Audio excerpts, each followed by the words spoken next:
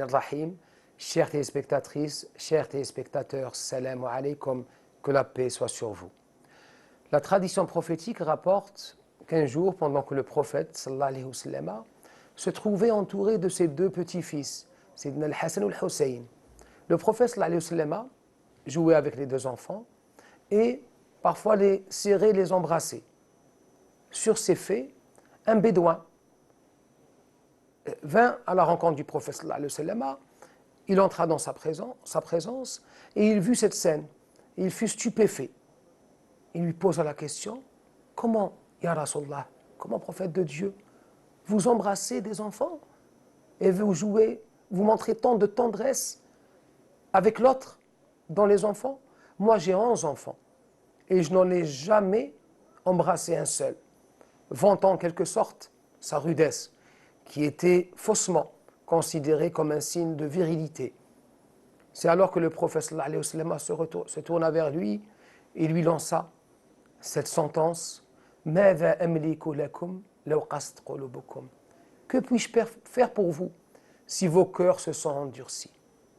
Le cœur endurci, qui est considéré non pas simplement par l'islam mais par toutes les religions comme la finalité du chemin qui mène vers la perdition. Le cœur, cette conscience de l'être qui se trouve au plus profond de nous, qui à un moment donné peut se retrouver endurci. Beaucoup de versets, de hadiths, évoquent ce risque, ce danger majeur d'endurcissement du cœur.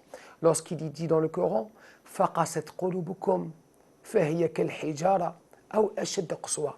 Vos cœurs se sont endurcis et ils sont devenus plus durs que de la pierre. Ou lorsqu'il est dit, toujours évoquant les cœurs endurcis, لا تكونوا كالذين أوتوا الكتاب فطال عليهم الأمد فقست قلوبكم.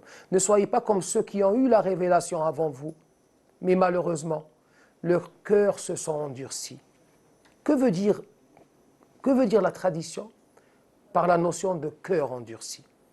Nos ulama, nous savons disent que le cœur endurci est celui qui devient non réceptif à la miséricorde, qui ne ressent plus la compassion, qui ne ressent plus la rahma, ni miséricorde, ni shafaqa pour autrui. Même s'il voit quelqu'un dans la souffrance, à l'intérieur, c'est vide, il ne ressent plus de compassion. C'est pour ça que le prophète est le signe de ce manque de compassion. C'est l'œil qui n'arrive plus à pleurer.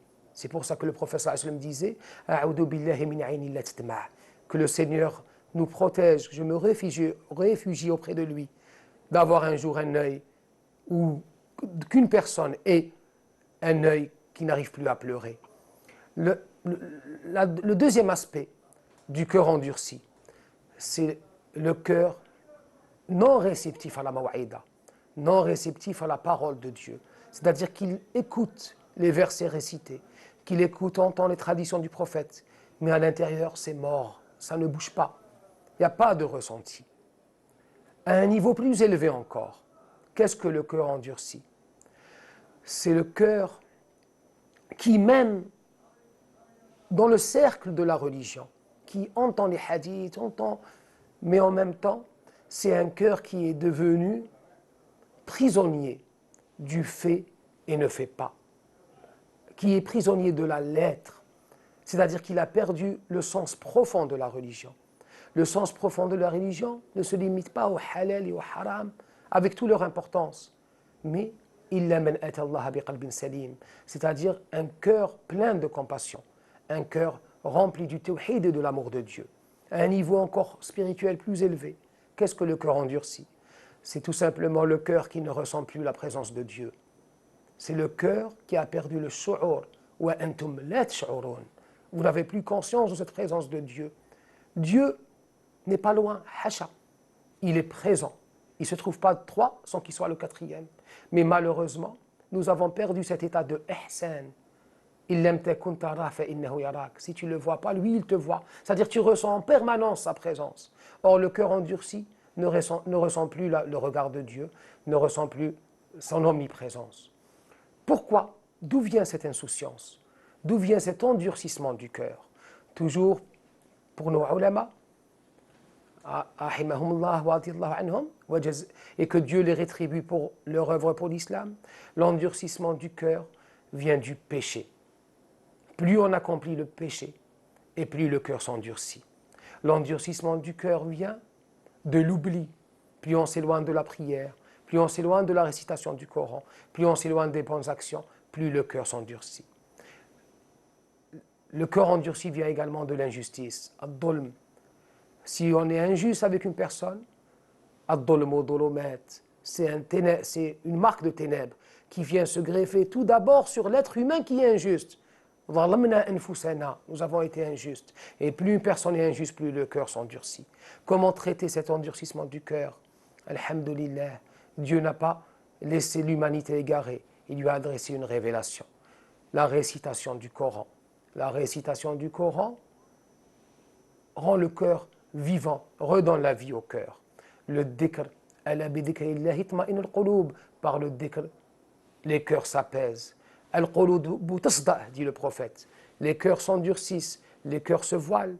Jala'uha dhikrullah. Comment lever ces voiles? Par l'invocation de Dieu.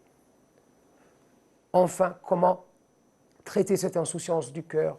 En écoutant les sagesses des saints, des ulama, des traités. Et aujourd'hui, la plupart des traités comme l'Ihya Ulumuddin d'Al-Ghazali existent en langue française. Ils sont traduits dans la plupart des langues. À partir de là, que chacun de nous œuvre à purifier son cœur, à combattre cet endurcissement du cœur, car c'est tout ce qu'on trouvera dans notre monde. Illa man atallaha biqalbin salim, ne sera sauvé que celui qui viendra avec un cœur saint. Que le Seigneur Tabaraka wa Ta'ala nous inspire l'acte et l'intention de purifier nos cœurs et de se rapprocher de lui. Wassalamu alaykum.